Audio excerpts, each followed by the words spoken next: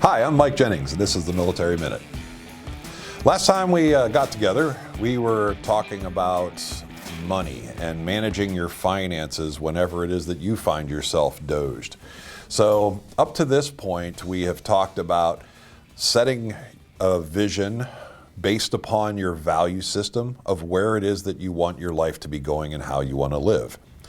And then we rolled in last episode, we talked about how money is time. Of course, everybody's heard the phrase time is money, but when it comes to your job search, money is time. And figuring out how much time you have to replace your income, but also to make the change that you want to make.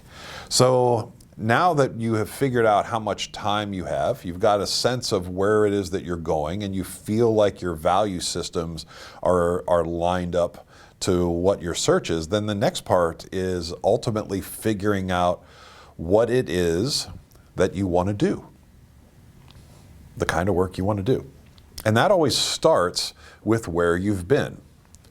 So when I am advising individuals who work with me personally, I basically tell them there's three things that we want to really look at that are vitally important to figuring out where we're going next. First thing is that looking at everything it is that I have done up to this point that I enjoyed doing and want to keep doing in my next job. The second part is looking at everything I didn't like from my last job that I'd like to make sure doesn't show up in my next job. And then the third part is, what can I add to my next job that I really wanted to do, but never got the chance to do? And it's not going to be too big of a stretch for where I am. So let's start with this, talking about what you want to do.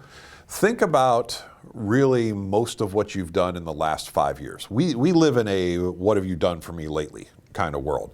So if you're looking back further than 5 years on what you're doing, most people say you don't really have proficiency in that anymore.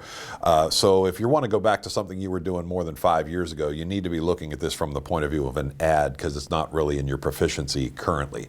But look at what you've done over the last 5 years and think about it from a functional duty standpoint. So if you're mapping out your workday, and you think about what you've done, you show up at whatever time it is that you arrive, and you start your job each day, and just thinking about what you actually did. And any day, any week, any month, whatever you're going through, and start jotting down, hey, these are the things that I really liked about the work that I did.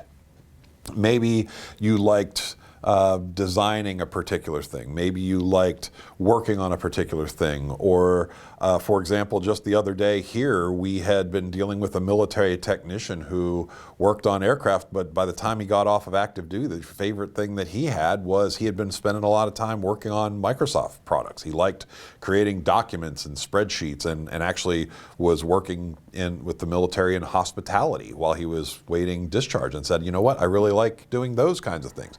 Those were the things that gave him energy.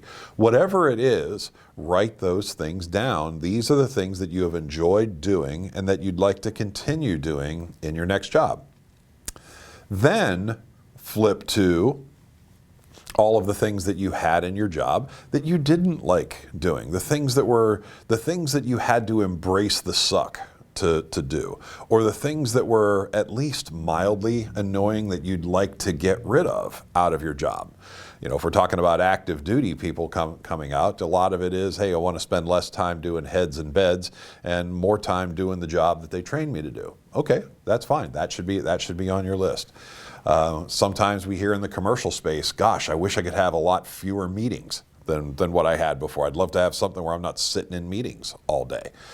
So those are the kinds of things it is that we hear. And then the next step is ultimately, what do you feel like you're ready to step up to?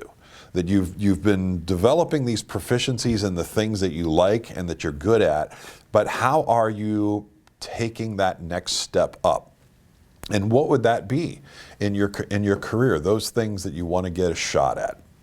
So when you put those three things together, that gives you an idea of what you want to emphasize on your resume and what you want to then use for creating your job search. So the things that you want to continue to do, you want to make sure that we're emphasizing those functions in the description of what you've done on your resume.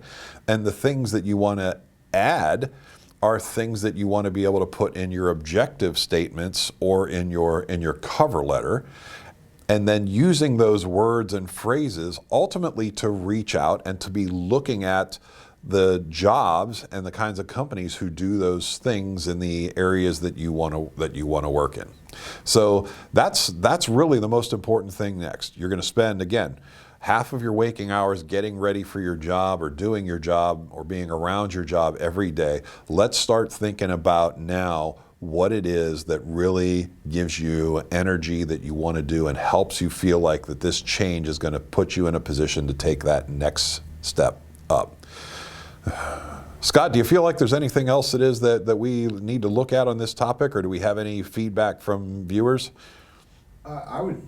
One question that came in is, should we worry about finding a career in an economic downturn? You know, that is a great question, and I probably don't have enough time to give that ultimately enough attention in this particular segment, but maybe we can add that to the next segment. But certainly the one thing that I would encourage you on from this segment is that even when the economy is down, there are always still people hiring. There's just fewer of them that are hiring in a down economy than there are in an up economy. And as we move through this process, we'll talk about how you can separate yourself from those other people. But be encouraged. When something is going down, there's always something else coming up. Thanks for joining us. Thanks for joining the Military Minute. Be sure to subscribe on YouTube, Apple Podcasts, Spotify, or wherever you get your podcasts so you're notified when a new episode is released. Is there a topic or conversation you want discussed here on the show? Send it to me at scott.cunningham@militaryminute.us.